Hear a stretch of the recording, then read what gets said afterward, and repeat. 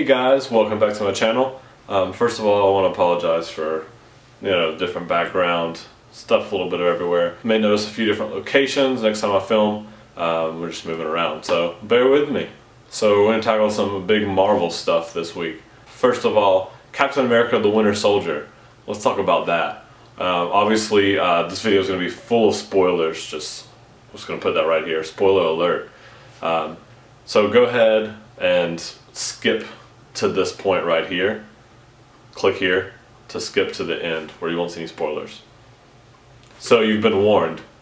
First of all, Captain America. If you went and saw it, let me know in the comments below. Loved it. Probably my favorite one other than the Avengers. And then obviously like the original Iron Man is, pretty good staple. But this one was probably one of my favorites. You had action throughout the entire thing. You had all the physical stunts, not all just like the CGI effects and stuff. You had a solid story. It's the fact they were able to bring Hydra back in. I was really kind of skeptical to see how they're going to do the story other than actually having the Winter Soldier be in the movie. So it was really cool to see Hydra just kind of make a resurgence of themselves in the Marvel universe and the whole movie universe. And come out saying, hey, we've been here since S.H.I.E.L.D. was founded essentially. And we basically run this thing now. Really thought that as far as characters go, Captain America, of course, is always doing a great job. Falcon, great new character, loved him, both obviously in the suit and out, just the character he was in the movie from the very beginning. Definitely made me laugh through the whole thing. Black Widow, great job as always. Director Fury, killed it. I want his car. Also really enjoyed Robert Redford's character. I thought he made a great villain. Although he wasn't obviously one of those huge, like the Red Skull or anything, that big kind of super villain, he definitely played a great villain and just the whole political side of things. And also Crossbones, if you don't know who that is, he was the S.H.I.E.L.D. agent who was really a Hydra agent that kind of was fighting against Captain America the whole movie. Ended up getting burnt really bad, but you see him at the very end.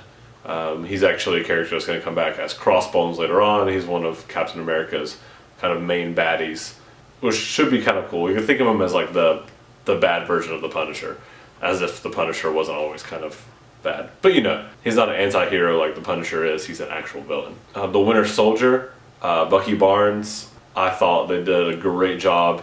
Especially I'm reading a comic right now that has to do with Winter Soldier. And he's kind of dealing with the same thing of kind of remembering who he was and everything Captain America has gone through with him and trained him. So fighting kind of the way he was reprogrammed versus the way he really was when he was trained in the army when he served next to Steve Rogers.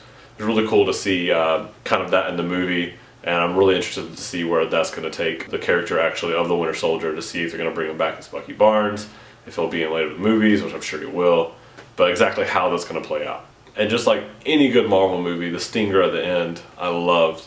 You saw Baron von Strucker, however you say his last name, as well as the Scarlet Witch and Quicksilver. Now, how they're going to play into the whole Age of Ultron thing coming up with Avengers 2, I'm not too sure, but I'm really looking forward to seeing them as like full-fledged characters and exactly what their powers are going to look like on screen, exactly how they're going to do them, since they can't really be X-Men and Magneto's kids.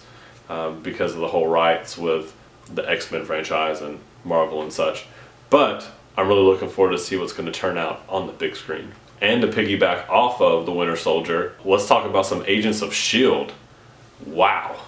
The way they set it up leading up to the Winter Soldier, obviously all the mistrust, who's keeping secrets from who, it was going to play in a big part, and they even kind of teased at it. That definitely the events that happened in the Winter Soldier have a huge part in what's happening with the Agents of S.H.I.E.L.D. team.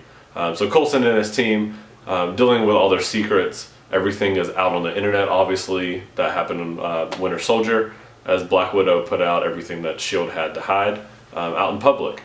So you had that going on, and that's forcing Coulson's team. They're on the run from Hydra now. Everything from like Agent Garrett coming out as the clairvoyant, Agent Ward being evil, or is he?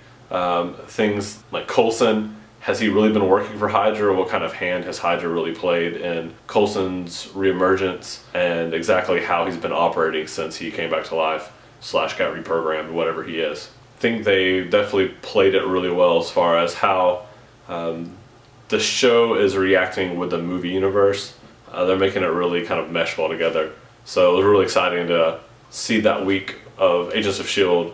and then go see the movie and then come back, and can't wait for the next week of Agents of S.H.I.E.L.D. So this week, obviously, in Agents of S.H.I.E.L.D., you had Coulson getting his mysterious coordinates on his badge and following it to the secret S.H.I.E.L.D. facility in Canada, who is greeted by Patton Oswalt, which I thought was awesome. Definitely I laughed as soon as he popped up on my TV. But I thought he did a pretty good job. Kind of definitely his quirky character, but still with a good little edge of seriousness. And I just can't wait to see what that's my dog. I just can't wait to see what Agent Ward is going to do. Is he kind of playing this game as a full-fledged Hydra agent? Or maybe was he a Hydra agent, then got to S.H.I.E.L.D. and now he cares so much for these people that he's just kind of playing Hydra now? I don't know. But I'm really looking forward to find out. As well, at the end, when you see the Gravitonium, you obviously know, if you watch the episode back at... Also, if you watch the end of the episode, you saw they brought the Gravitonium back from the icebox. I thought that was really cool. Obviously, if you watch that episode back at the beginning of the series, you saw that the scientist got sucked in, who I can only assume is going to become Graviton. I'm really interested to see as far as both he and everyone that got released from the facility. They all have some type of power, and I'm really kind of seeing exactly how these baddies show up and what powers they have and stuff. Now, if you're seeing this, you either skipped all the spoilers or you just listened to them. So, now let's check out some comics. First up, of course, Marvel and Disney's Seekers of the Weird. You have issue 3 here. Now, there's a lot to wrap up. If you've watched my other videos, you know it's just a 5-issue run. So, I'm really interested to find out exactly how they're going to wrap it up. Been really liking the art style. The story's been, like I said, there's a lot left to be known. So I'm really interested to see exactly how far they're going to be able to get into it in the next 2 issues. And I also found out today from a local comic store that they're going to have a spin-off series that has to do with Figment. And I immediately said, sign me up! If you know what Figment is, you've been to Epcot, you should be excited because he's getting his own comic book apparently. Speaking of the Winter Soldier, I also have the Winter Soldier, The Bitter March, issues 2 and 3. Now this is probably my favorite art and comics I've read this year. Issue number 2, really cool colors, really cool style. Issue number 3, really vibrant, really digging it, great writing. Really cool story as well, and it's been cool seeing kind of the movie coming out and the personification of Winter Soldier on the big screen and kind of how that can like aid your imagination and kind of the character, how it's acting in the book and stuff. So it's been really cool reading that. It doesn't exactly have to do with the movie. It's about Agent Ren Shin and Agent Fury getting some scientists from Hydra, all the while Hydra and S.H.I.E.L.D. and the Soviets via the Winter Soldier, and they're all fighting for these scientists to have this secret formula that can help them control the world. So it's been a really great comic. Go pick it up. And lastly, Marvel What If Age of Ultron. Pretty cool art on these as well. First issue, kind of vintagey, postery kind of feel. I was actually able to get the variant covers of 2nd and 3rd. Really like this one. It kind of makes me like remind me of if Where's Waldo got taken over by Iron Man suits. And then the last one got Ultron and the Avengers. So really cool art on those. First issue, it was a cool ending. But 2nd and 3rd issues I really enjoyed. The 2nd issue is my favorite one of the 3 so far.